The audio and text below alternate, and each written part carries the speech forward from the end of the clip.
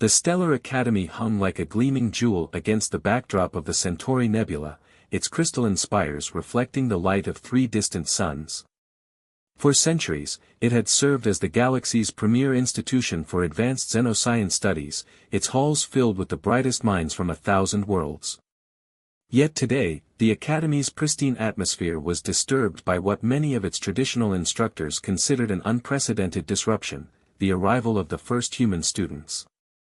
Radhika Patel stood before the Academy's admission board, her dark eyes steady as she faced the scrutinizing gazes of 7 different species. At 23, she had graduated top of her class from the Indian Institute of Technology, but here, among beings who had mastered interstellar travel millennia ago, her achievements felt microscopic. "Your credentials are interesting," pronounced Director Nix, for 27, their bioluminescent tentacles pulsing with what Radhika had learned to recognize as skepticism. "But I must question the wisdom of accepting students from a species that only achieved faster-than-light travel 3 decades ago." Radhika maintained her composure, though her fingers tightened almost imperceptibly around the data tablet she held. "With respect, Director, sometimes fresh perspectives can lead to breakthrough innovations." The Arxian representative, resembling a sophisticated arrangement of crystalline structures, chimed in with a harmonic tone that the universal translator rendered as disapproval. "Your species is known for its impulsive approach to problem-solving. The Academy's methodologies have been refined over millennia. Perhaps they could use some refinement," came a voice from behind Radhika. She turned to see another human student, Jamal Washington, leaning against the chamber's doorway. His presence wasn't scheduled for this meeting, but Radhika had learned that Jamal rarely followed expected protocols. The admission chamber erupted in a cascade of translated objections. Director Nix 427's tentacles shifted through a spectrum of colors indicating agitation.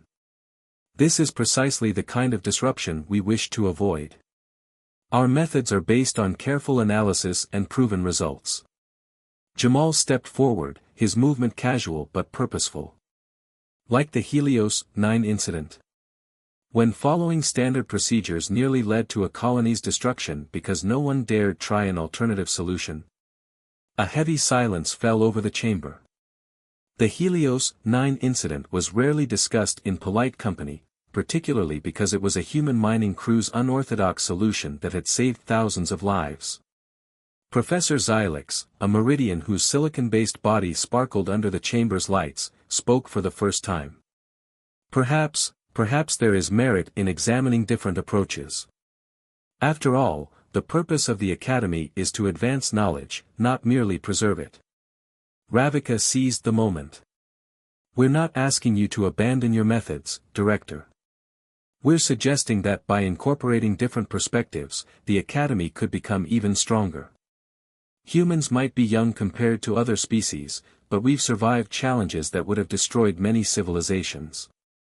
The board members exchanged glances, their various appendages and sensory organs conveying a mix of uncertainty and curiosity. Finally, Director Nix 427's tentacles settled into a more neutral blue hue. "Very well. We will proceed with the Human Integration Program. But understand this. While we accept your presence, we expect you to respect our established protocols and procedures." As Radhika and Jamal left the chamber, they shared a knowing look. They both understood that this was just the beginning of a much larger challenge. The Academy's rigid structure would either bend to accommodate human innovation, or the friction between the two approaches would create sparks that could illuminate new paths of discovery. That evening, in the Academy's communal study area, Radhika found herself surrounded by a diverse group of alien students, each curious about the new human arrivals. A quantum mathematics class had just ended, and the discussion had turned to problem-solving methodologies. "But how can you trust solutions that aren't thoroughly validated by centuries of testing?" asked Clara, a crystalline entity whose thoughts manifested as patterns of light within their transparent form. Radhika smiled, pulling up a holographic display of Earth's history. "Sometimes, you don't have centuries. Sometimes you have minutes, or seconds. Humans learned to adapt because we had to. Our planet wasn't as stable or predictable as many of yours. The conversation continued late into the night, with more students joining, some skeptical, others intrigued. As artificial dawn approached, Ravika realized that the real challenge wouldn't be mastering the Academy's advanced sciences, it would be bridging the gap between two fundamentally different approaches to understanding the universe. Little did they know that soon, both approaches would be tested in ways no one could have predicted, and the fate of the Academy itself would hang in the balance. The quantum engineering lab hummed with energy as students from across the galaxy conducted their routine maintenance exercises. The air crackled with the familiar scent of ozone and the subtle vibrations of various alien technologies working in harmony. Or at least, that was the intent. Absolutely not, chittered Professor Vex 8, their insectoid mandibles clicking in disapproval. The quantum stabilizer must be calibrated in exactly the sequence outlined in the manual. No exceptions, Ms. Patel.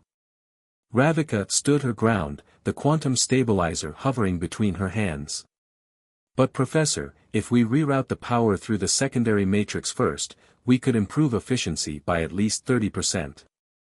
Nearby, several Arxian students had paused their work to observe the exchange, their crystalline forms reflecting the lab's blue lighting in disapproving patterns. They had already completed their maintenance tasks following the exact procedures that had been in place for the past 3 centuries. Jamal, working on a nearby station, caught Ravika's eye and gave a subtle nod. He had already implemented her suggested modification on his own equipment, though he'd been careful to keep that fact hidden from their instructors. The procedures exist for a reason, Professor Vex 8 continued, antennae twitching with agitation. They have been refined through countless iterations by minds far more experienced than yours. Before Ravika could respond, a low-pitched whine began emanating from the lab's central power core. The sound was barely noticeable at first, but it quickly grew in intensity. The Arxian students, with their heightened sensitivity to vibrations, were the first to react, their crystalline forms resonating in alarm.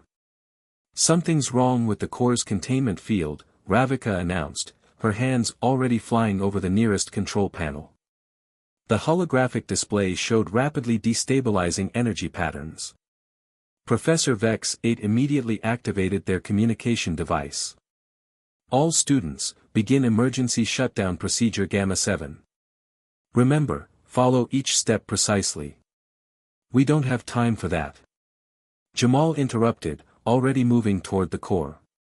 The field is collapsing now. The standard shutdown procedure had 23 carefully documented steps, designed to safely power down the core over the course of several minutes. But the readings on every display showed they had seconds, not minutes. Ravika rushed to join Jamal, her mind racing through possibilities. The modified stabilizer configuration, she said, meeting his eyes. If we reverse the polarity and create a feedback loop through the secondary matrix, Jamal finished her thought, already pulling components from his workstation. Professor Vex 8's protests were drowned out by the increasing whine of the core. Other students backed away, some already following evacuation protocols, while others stood frozen, their programming failing them in the face of a situation their manuals hadn't prepared them for. Working with practiced efficiency, Ravika and Jamal began implementing their makeshift solution. They had discovered this modification while tinkering with their equipment after hours, never imagining it would become crucial in an emergency. Routing power now, Ravika announced, her fingers dancing across the control surface. Jamal, will need to synchronize the phase shift exactly.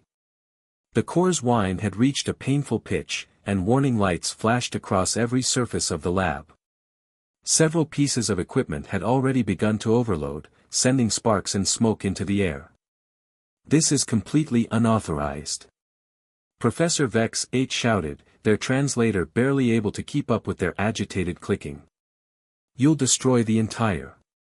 The professor's words cut off as Ravika and Jamal activated their modification simultaneously.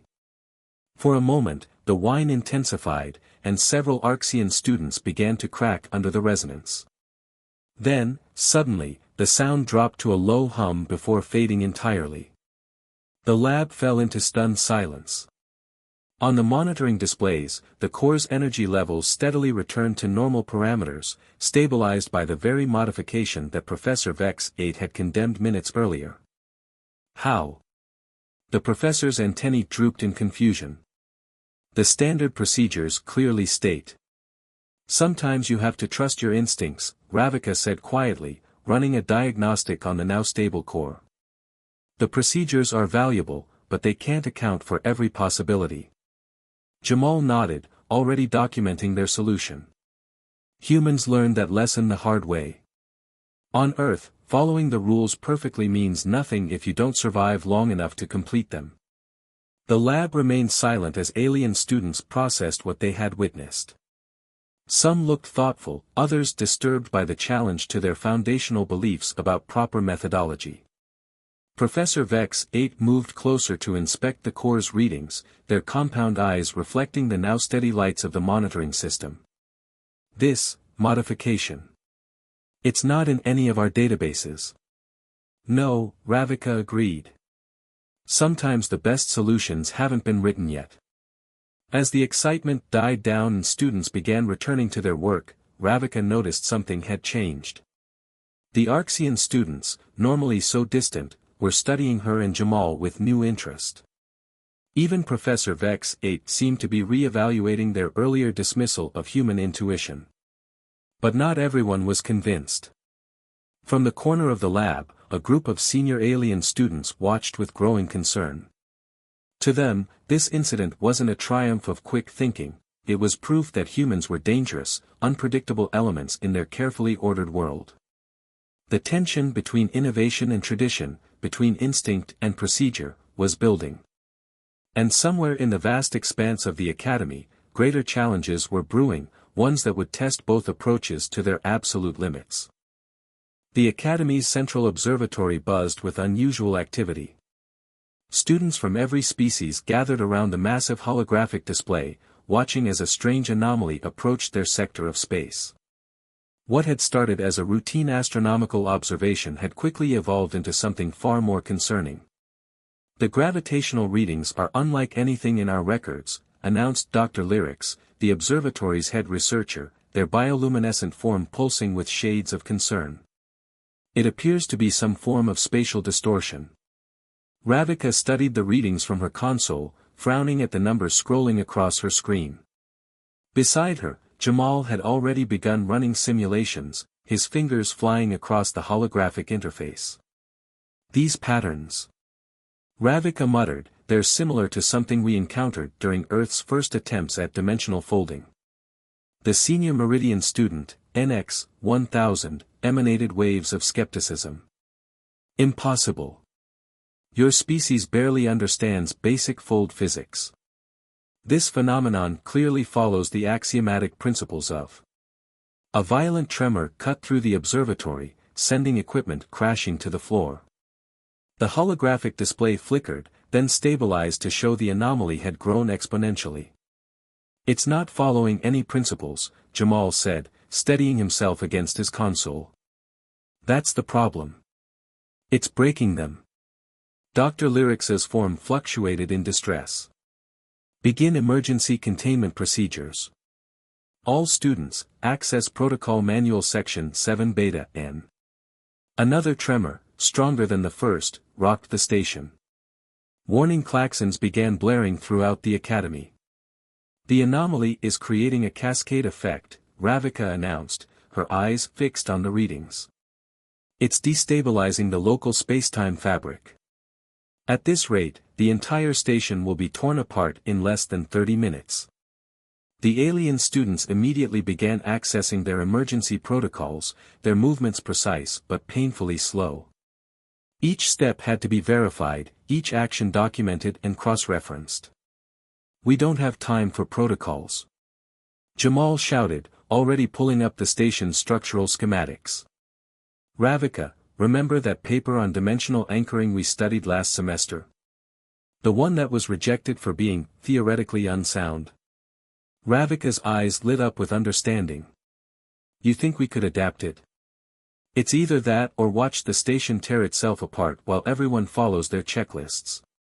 Dr. Lyrics moved to intervene, their light patterns showing clear alarm.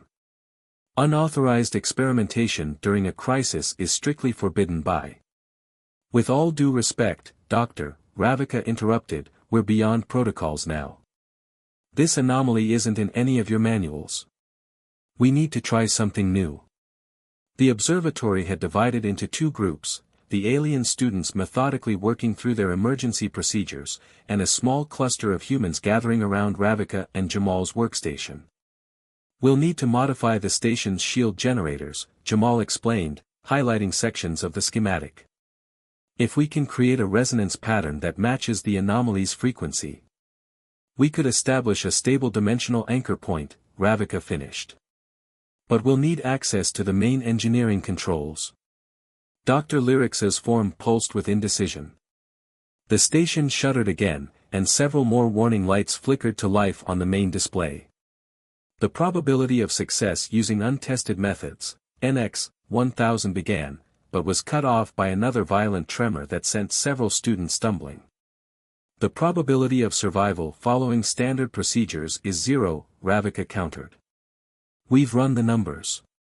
This anomaly is evolving too quickly for conventional containment. Dr. Lyrics's colors shifted through various patterns before settling on a decisive hue.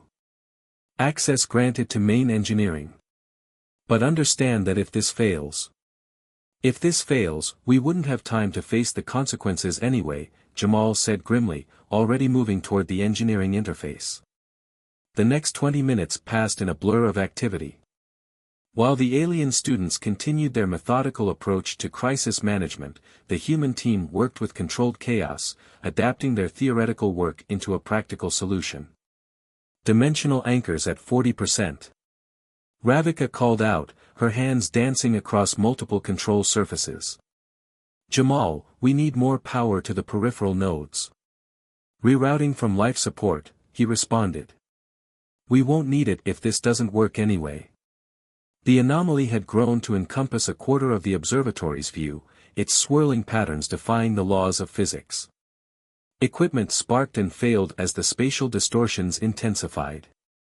Anchors at 70%, Ravika announced. But the power grid is starting to fluctuate. We're losing stability in sectors 3 through 7. NX 1000, who had been watching the humans work with increasing interest, suddenly stepped forward. The crystalline matrix in my species' communication devices, they could serve as power conduits. Without waiting for approval, the Meridian student began disconnecting their personal equipment, followed by several others. The alien students, seeing their senior's initiative, began doing the same. This is highly irregular, Dr. Lyrics noted, but their tone carried a note of hope rather than censure. As the final pieces fell into place, the station groaned under the stress of competing forces. Ravika's fingers flew across the controls, making microscopic adjustments to the anchor frequencies.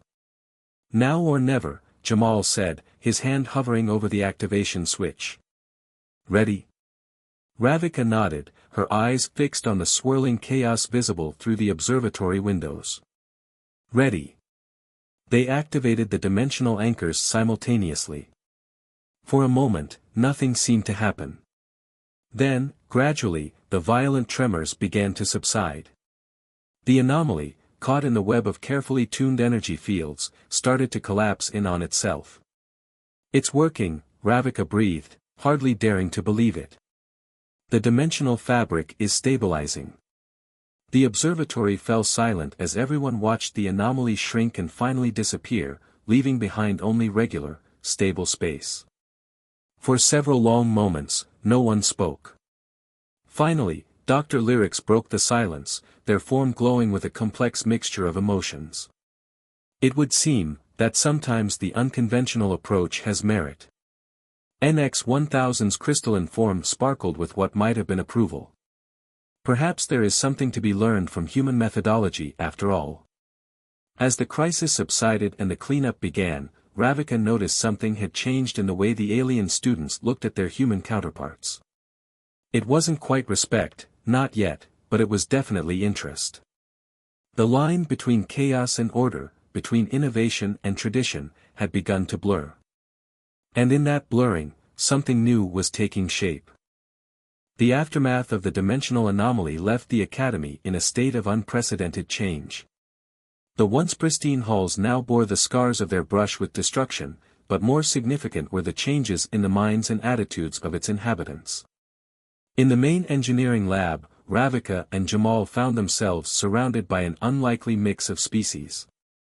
NX-1000's crystalline form sparkled with curiosity as they examined the modified shield generators, while several Arxian students took detailed notes on the humans' improvised solutions. "Your dimensional anchoring theory," NX-1000 began, their voice carrying none of its former condescension, "it contradicts several fundamental principles of space-time manipulation." "And yet it worked," Jamal replied, pulling up the data from their emergency response. "Sometimes the universe doesn't read our textbooks." Before anyone could respond, the Academy's emergency alert system activated again. This time, the warning came from the Quantum Mechanics Department 3 levels below. "Attention all personnel," Dr. Lyrix's voice echoed through the communication system. "We are detecting severe quantum instabilities in the experimental sector.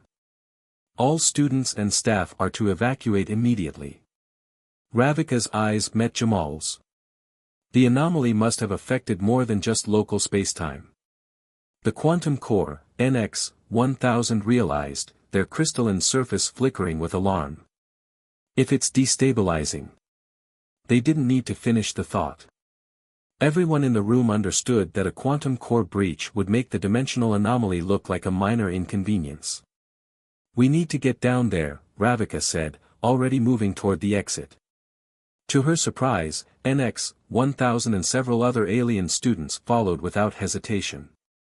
The scene in the quantum mechanics lab was chaos of a different kind.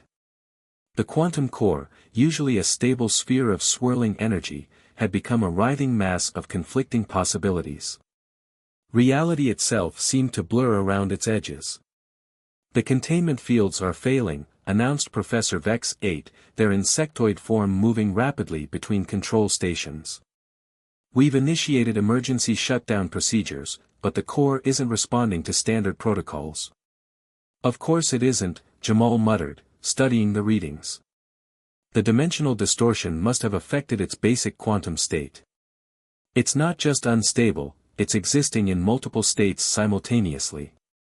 The alien staff members worked frantically at their stations, trying to force the situation into familiar patterns. But with each passing moment, the core's instability grew worse. "We need to think differently," Ravika said, her mind racing. "NX-1000, your species can naturally perceive quantum states, right?" The crystalline being's surface rippled with affirmation. "Yes, but I fail to see how that's relevant to." "And the Arxians," Ravika continued, turning to the crystal-like students, "your bodies can channel and redirect quantum energy." Theoretically, one of them responded, "but the procedures for such interactions are strictly regulated and require months of preparation." "We don't have months," Jamal said, catching on to Ravika's train of thought. "We have minutes. But if we combine your natural abilities with our dimensional anchoring technology." Understanding dawned across the alien faces. It was NX-1000 who spoke first. "You want to create a living quantum circuit. Use our abilities to stabilize the core directly." "It's never been done before," Professor Vex 8 protested, but their voice lacked conviction. "That's kind of our specialty," Ravika said with a grim smile. She turned to the alien students. "But we can't do this alone. We need your help, all of you." For a moment, no one moved. Then NX-1000 stepped forward, their crystalline form glowing with determination. "What do you need us to do?"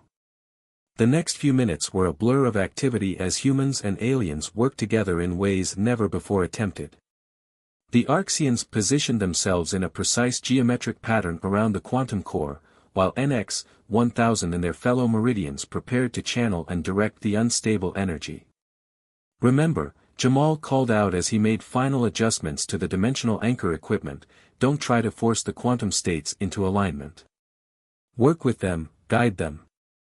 Like surfing a wave, Ravika added, earning confused looks from the alien students. I don't understand that reference, NX-1000 admitted, but I believe I grasp the concept.